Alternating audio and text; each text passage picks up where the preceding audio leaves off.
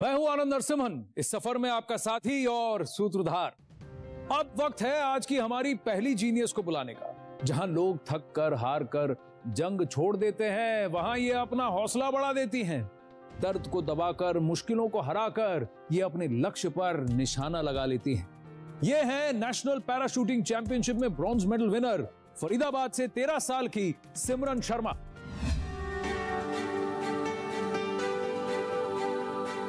जब मैं राइफल में अपनी बुलेट लोड करती हूँ तो मुझे सिर्फ बुल्सआई दिखता है। हम जगमगाएंगे। मैं हूँ सिमरन शर्मा, मैं एक नेशनल पैरा राइफल मेडलिस्ट हूँ। शूटिंग एक बहुत ही अलग स्पोर्ट है, इसमें बॉडी और माइंड दोनों का ट्यूनिंग होना बहुत ही जरूरी है। और जब मैं प्रैक्टिस करती हूँ तो मैं अपने लाइफ के सारे सेटबैक, सारी टेंशन्स भूल जाती हूँ और सिर्फ मेरा फोकस टारगेट पे होता है।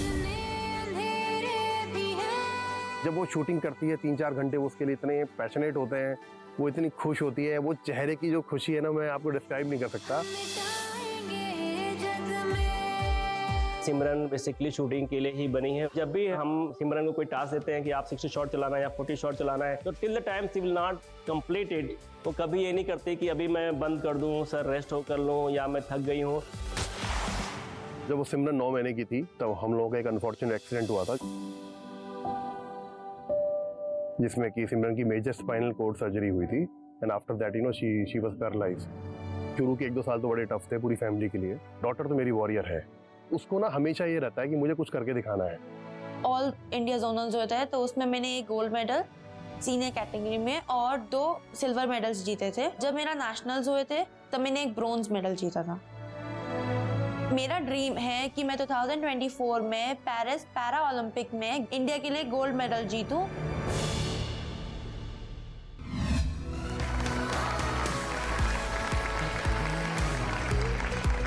हाय सिमरन। हाय। वेलकम, आइए। तो सिमरन शर्मा हमारे साथ हैं। सिमरन, पहले मुझे बताइए, आपने राइफल कब उठाया, शूटिंग कब स्टार्ट किया? जब मैं 9 साल की थी। 4 साल पहले। और ये शूटिंग क्यों, कैसे?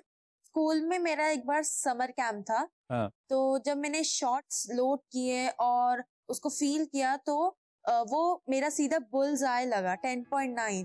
तो मेरे सर ने प्रिंसिपल मैम से बात करी, फिर मेरे पेरेंट्स से बात करी तो पेरेंट्स ने हाँ कहा, फिर मैंने शूटिंग स्टार्ट कर शूटिंग कर दिया। जब फर्स्ट टाइम आपने राइफल उठाया, आपने शूट किया, आपको कहीं लगा कि आप इस राइफल से कनेक्ट करती हैं? हाँ, मुझे ऐसा लगा कि मैं इस राइफल से कनेक्ट करती हूँ और मैं इस स्पोर्ट के लिए बनी हूँ। जब आपको लगा कि आप शूटिंग कर सकती हैं और आपको ट्रेनिंग करनी पड़ी होगी, तो आप जहाँ रहती हैं वहाँ क्या कोच थे, वहाँ शूटिंग रेंज था? मेरे डैड ने नोटियाल सर पैरा शूटिंग के चेयरपर्सन को फोन किया तो उन्होंने मुझे सजेस्ट किया एक पैरा कोच। तो हम उनके पास गए, वो अंबाला में रहते थे, तो हमारी डेली प्रैक्टिस नहीं हो पाती थी, इसलिए हमने पूरा 1 साल शिफ्ट कर लिया अंबाला। मेरे डैड की नौकरी यहाँ थी तो वो पीजी में रहते थे और पीजी से वो वीकेंड पर मेरे पास आते थे। कभी कभार मेरी मॉम लेके जाती थी मुझे शूटिंग। मेरे भाई ने बहुत सैक्रिफाइस किया क्योंकि वो बहुत छोटा है और फिर उसको घर पे अकेला छोड़ के भी जाती थी। तो ऐसे मैंने उस टाइम पूरी अच्छे से प्रैक्टिस करी और फिर उसके बाद मैंने कॉम्पिटिशन्स में मेडल्स जीते। बाप रे, बहुत मुश्किल होता है अपनी जमीन से दूर होना, और सिर्फ सिमरन के लिए नहीं, उसके पेरेंट्स के लिए भी ये बहुत कठिन दौर रहा होगा, लेकिन उन कुर्बानियों का फल भी सिमरन लेकर आई हैं। अब हम किसी को आपसे मिलवाते हैं जिन्होंने भारत को शूटिंग के मैप में एस्टैब्लिश तो किया ही, साथ ही वो ऐसी थी कि उन्होंने विमेन शूटिंग को एक अलग दर्जा दिया भारत में, और वो आपसे काफी इंस्पायर्ड हैं। आप मिलना चाहेंगी उनसे? हाँ। ठीक है, ये है अंजलि भागवत। अंजलि जी नमस्ते। नमस्ते। हेलो सिमरन। हेलो। मैं आपसे बहुत इंस्पायर्ड हूँ। आप जो ब्रेवली सबका सामना करके स्पोर्ट्स को अपना लिया है और स्पोर्ट्स से बहुत कुछ आप सीख रही है, और आपकी एनर्जी देख के हम खुद इंस्पायर्ड होके ये नेशनल में अच्छा कंपटीशन खेलने की सोच रहे हैं। Thank you. आप कुछ पूछना चाहेंगी? मेरा अल्टीमेट गोल है इस आने वाले पेरिस 2024 पैरालंपिक में गोल्ड मेडल लाना। तो कैसी कैसी चीजें होती हैं उसके बारे में। ओलंपिक की तैयारी बहुत ही प्रोफेशनल होती है। It has to be a complete package. जैसे आपकी टेक्निकल प्रैक्टिस हुई, आपकी डाइट हुई, आपको ये भी सीखना चाहिए कि टेक्निकल जो वेपन में बिगाड़ होते हैं या किट में होते हैं वो खुद को कैसे हैंडल करने हैं। और उसके बाद बहुत इंपॉर्टेंट चीज ये है कि साइकोलॉजिकल प्रिपरेशन। जहां अवनी लेखरा ने नेशनल पैरालंपिक चैंपियनशिप्स में गोल्ड जीता था, वहीं हमारी सिमरन ब्रॉन्ज लेकर आई थी। मैंने उनके साथ compete भी किया था, तो उस टाइम मैं पूरे जोश में भी थी और मैं नर्वस नहीं थी, पर मैंने अपने आप को काम रखा, तो इसलिए मैं ब्रॉन्ज मेडल ले पाई। बहुत बहुत बधाई सिमरन। लेकिन थोड़ा बहुत मैं कुछ शेयर करना चाहती हूँ कि हमारा फॉर्चुनेटली जो इवेंट है ये इंडिविजुअल इवेंट है। हम जब हमारे टारगेट पे फोकस करते हैं तब कोई मायने नहीं रखता कि मेरे आगे नया शूटर शूट कर रहा है या वर्ल्ड चैंपियन शूट कर रहा है। Every shot if you consider as a first shot and last opportunity, आप बहुत अच्छा शूट कर पाओगे। थैंक यू अंजलि जी, बहुत मजा आया आपसे बात कर। Thank you Simran and all the best. चलिए मैं उधर बैठता हूँ। अच्छा, शूटिंग के अलावा आप और क्या करती हैं? बहुत सारी हॉबीज है मेरी, जैसे मैं स्विमिंग करती हूँ। स्विमिंग में मैंने स्टेट लेवल पे एक गोल्ड मेडल और एक ब्रोंज मेडल जीता है। वाव, हाँ। और मैं डांस करती हूँ, मैंने शामक दावा डांस में पार्टिसिपेट किया है 4 साल, मैंने उसमें एक ट्रॉफी भी जीती है। वाव, हाँ। और मैं पियानो बजाती हूँ, यूकेलेले भी बजाती हूँ। ऐसा कुछ है जो आप नहीं करती हैं? मुझे ऐसा लगता है कि मैं बिल्कुल नॉर्मल बॉडी जैसी हूँ, इसलिए हर चीज कर सकती हूँ मैं। वाह, आज हमारे एक खास मेहमान हैं। ये ना बच्चों में ढूंढते हैं ये जज्बा कि मैं कुछ भी कर सकता हूँ, और आज जिस स्पोर्ट में वो कोच हैं, उस स्पोर्ट में भारत का दबदबा है। Arjuna award winner, Dronacharya award winner, Padma Bhushan award से सम्मानित, देश की शान और यंग जीनियस सीजन 2 के जूरी मेंबर पुलेला गोपीचंद।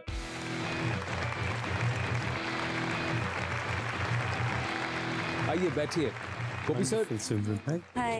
गोपी सर जो हैं ये हमारे जूरी मेंबर भी हैं, और जब जूरी में ये स्क्रूटनी कर रहे थे उनको आपका प्रोफाइल बहुत खास लगा, तो पहले इनसे पूछें क्यों लगा? आई थिंक पहले तो शूटर, स्कोर्स, मेडल्स, फैंटास्टिक, इन्होंने सब कुछ किया है। Painting, piano, music, dance, I think everything was fantastic. इतनी कम उम्र में इतना बड़ा achievement was something which was wonderful to see. देखा कितने सारे हैं हमारे दर्शक जो ये सोच रहे होंगे, अरे बाप रे, इतनी छोटी उम्र में इसने इतना सब कुछ कर लिया। Paris 2024, she has that in her sights. I think the para athletes have done wonderfully well, and I think each one of those medals has been an inspiration for many, and I'm sure Simran will do well in the future. आप गोपी sir से कुछ जानना चाहेंगी? मैं पूछना चाहती हूँ कि आपने जैसा ओलंपिक में बहुत सारे बच्चों को ट्रेन किया और अब आप पैरा एथलीट्स को भी कर रहे हो, आगे जाके जैसे वो लोग भी लाते हैं मेडल्स, तो आपको कैसा फील होता है? मैं जब 2000 सिडनी में गया था तो मुझे ओलंपिक में मेडल नहीं मिला, और ओलंपिक्स ऐसा होता है कि प्लेयर के लाइफ में एक बार मिस हो जाता है तो मिस हो जाता है। मुझे उस दिन का दुख बहुत है कि मैंने मेडल नहीं जीता, पर मुझे उसका दुख को कम करने के लिए या मिटाने के लिए एक ही जरिया है कि मैं अपने बच्चों को ऐसा तैयार करूं जो ओलंपिक मेडल जीते। तो बहुत सही बात कह रहे हैं आप गोपी सर, लेकिन मैं आपसे जानना चाहूंगा, ये जो राइफल है जिसका प्रयोग आप करती हैं, जिस पे आप इतनी माहिर हैं, इसको क्या कहते हैं? मेरी राइफल LG 400 वॉल्थर और वो जर्मनी से आई है। वो 5 किलो और 5.5 की है, और जो मैं 50 मीटर की राइफल उठाती हूँ वो कम से कम 8 किलो है। और इसमें आप कितने घंटे प्रैक्टिस करती हैं? 3-4 घंटे। आप अपना राइफल लाई हैं? हाँ। हमको थोड़ा दिखाएंगी, होल्ड करना मुझे सिखाएंगी, सर को भी सिखाएंगे? हाँ। आइए जरा लेकर आइए। ये जो राइफल है ये लोडेड नहीं है, खाली राइफल है। आप मुझे बताइए इसको होल्ड कैसे करते हैं? तो ये ऐसे होल्ड करके ऐसे एम करना है। गोपी सर आप ट्राई करेंगे? अच्छा, वो रेस्ट है शोल्डर पे। It's heavy, no? अच्छा, एक काम करते हैं, ये राइफल तो हम नहीं यूज कर सकते, हमने एक और राइफल का जुगाड़ किया है यहाँ पर। हाँ। उस राइफल से आप हमें बस एम करना सिखाएंगी? हाँ। चलिए लेकर आइए। तो ये देखिए मेले वाली राइफल है, ये फेक है, इसमें मूंग दाल डाल रहे हैं हम और कुछ नहीं। अब मुझे बताइए, तो आप कहाँ शूट करने वाली हैं Simran? 5th fifth row. First. First, okay, column.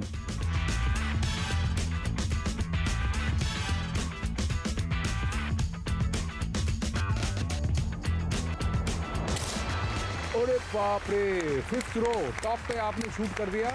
गोपी सर आपकी बारी है। सिमरन आप बताइए कौन सा एम करें? 6th row second.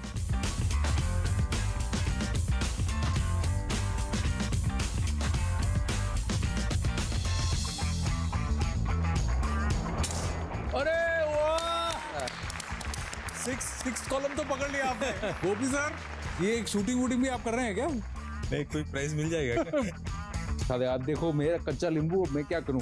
ये ठीक है? उंगलियां नीचे, ये उंगलियां ऐसे, उंगलियां नीचे, हाँ ये थंब को ऐसे रखो, हाँ बस। थंब ऐसे रखो। ओ थंब ऐसे। Which row?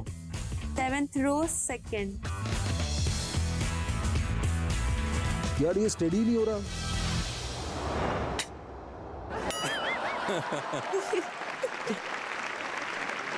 फर्स्ट टाइम अच्छा।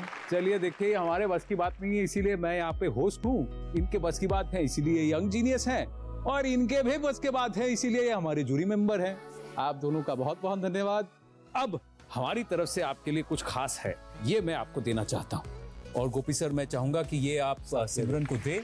बायजूस की तरफ से एक यंग जीनियस की ट्रॉफी है, और इसी के साथ आपको मिलता है बायजूस की तरफ से 1 साल का subscription to the Byju's online learning program. All the very very best, thank you so much. आइए मैं आपको छोड़ देता हूँ। मजबूत इरादों वाली सिमरन के बाद अब इस मंच पर आने वाले हैं फौलादी जिगर वाले एक यंग जीनियस। उनसे मिलने के लिए stay tuned, we will be right back. आपको हिम्मत किसने दी? पापा ऐसे सिखाते नहीं थे कि तू निराश हो, मतलब गॉड की चीज थी, गॉड ने ले ली, अपन क्या कर सकते? It's a big thing, है ना? to accept reality and move on is a big thing. Welcome back to Byju's young genius, जो अपने जुनून से संभव और असंभव के बीच का फर्क मिटा दे, जो अपनी इच्छा शक्ति से किस्मत को बदल कर दिखा दे। ऐसे हैं हमारे अगले जीनियस। 7 साल की उम्र में एक एक्सीडेंट में अपने दोनों हाथ गंवाने के बाद उन्होंने हिम्मत नहीं हारी। 1 साल के अंदर स्विमिंग सीखनी शुरू की और कुछ ही महीनों में पदक जीतने भी शुरू कर दिए। ये हैं national para swimming champion, Ratlam Madhya Pradesh से 14 साल के अब्दुल इंदौरी। किस्मत पर नहीं, खुद पर भरोसा रखे, अपन चाहे तो कुछ भी कर सकते हैं, भले हालात कैसे भी हो। मेरा नाम अब्दुल कादिर इंदौरी है और मैं एक नेशनल पैरा स्विमिंग चैंपियन हूँ। मैं जब 7 इयर्स का था तब मेरे साथ ये एक्सीडेंट हुआ था और मेरे दोनों हाथ बंद हो गए थे और इन्फेक्शन नहीं फैले, इसलिए फिर डॉक्टर ने मेरे दोनों हाथ निकाल दिए। हमारे लिए बड़ा कठिन समय था, लेकिन हमने तो भी बच्चे की जान बचानी थी और उसे धीरे धीरे समझाया कि भाई अब तेरे पास हाथ नहीं है और तेरी लाइफ अब जो भी है तेरे पैरों को तुझे हाथ बना के चलना है। आप लोग जो भी करते हो वो सब मैं अब मैं पैरों से, जैसे कि लिखना, साइकिलिंग, लैपटॉप चलाना, टैबलेट, फोन, ये सब मैं पैर से कर लेता हूँ। जब मैं स्विमिंग सीखता था तब डिफ़िकल्टी ऐसी आती थी जैसे कि अपन ट्यूब पहनते हैं, डूबे नहीं, इसलिए ट्यूब निकल जाता था बिकॉज कोई सपोर्ट नहीं था, और फिर बेल्ट पहन के करता था, बैलेंस नहीं बनता था इतना।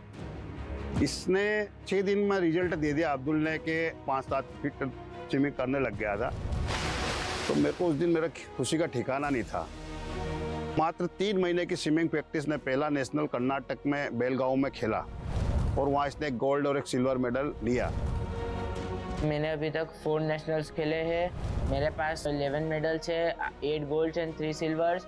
मेरा सपना यही है कि अब मुझे ओलंपिक खेलना है और इंडिया का नाम रोशन करना है।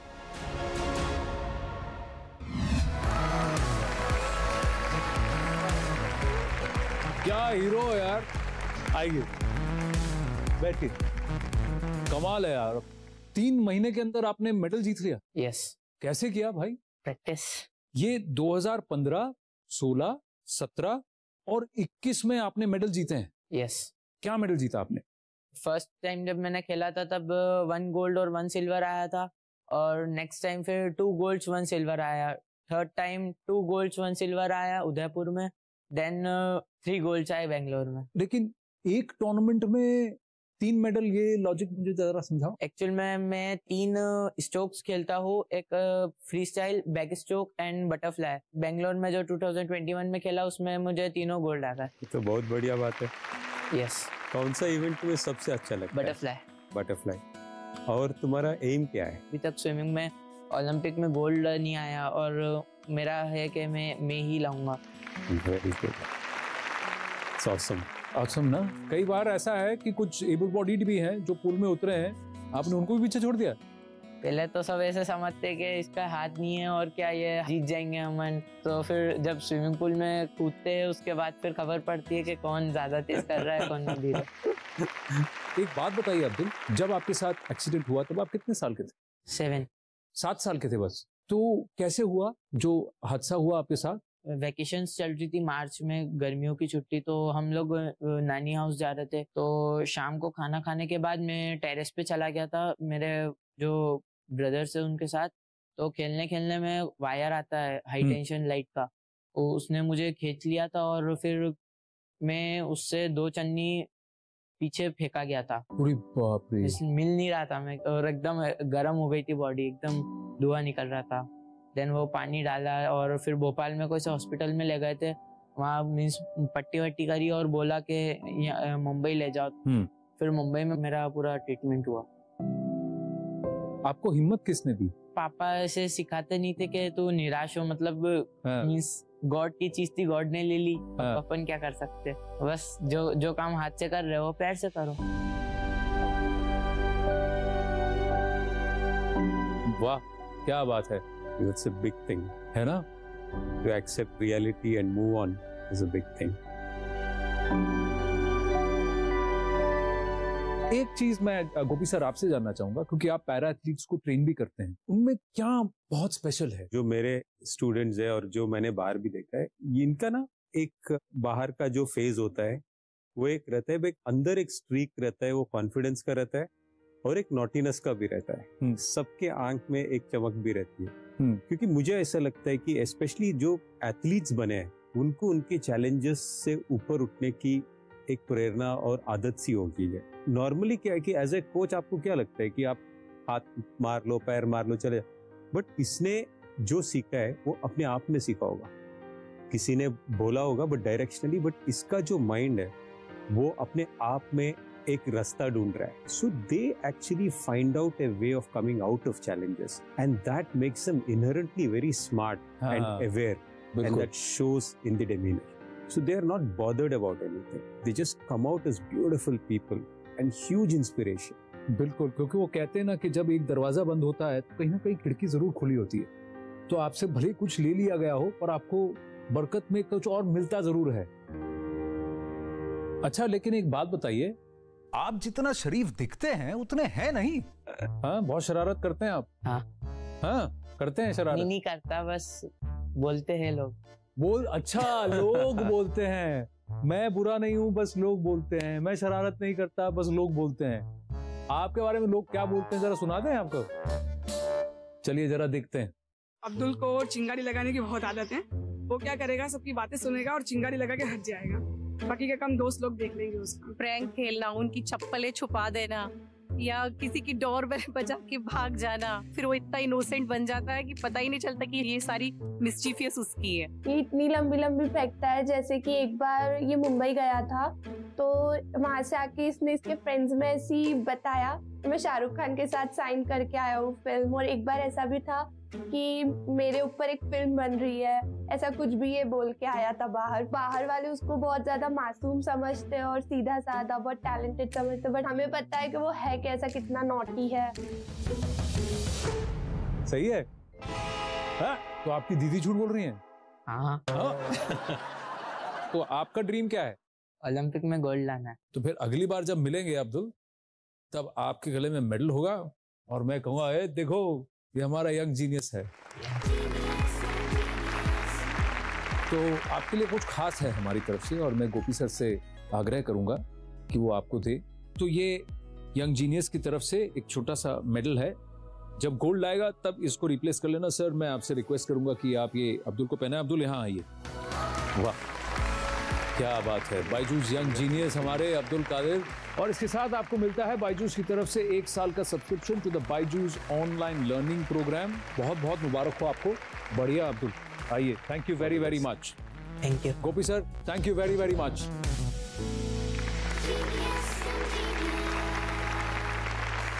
जो नहीं हो सकता ये करके दिखाते हैं। जिंदगी काटना नहीं, जिंदगी जीना सिखाते हैं।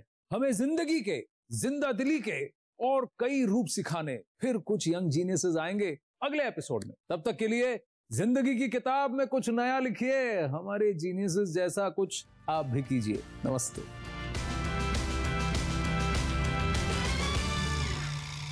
ये अपने इनोवेशन के लिए 2021 में प्रधानमंत्री बाल पुरस्कार से सम्मानित हो चुके हैं। ये है वीर कश्यप। मैंने कोरोना एगा नामक एक बोर्ड गेम बनाया है। ये बोर्ड गेम एजुकेटिव और एंटरटेनमेंट भी है। He made something so brilliant. Kudos. पढ़ाई के बड़े बड़े माइलस्टोन्स को छोटी सी उम्र में पार करती ये है तनिष्का सुजीत। एक साल हमारा गवर्नमेंट में परमिशन लेने में निकल गया था, नहीं तो मैं 10 इयर्स की एज में 10 कर लेती। I feel so proud that I belong to a country where we have intelligence and talent like these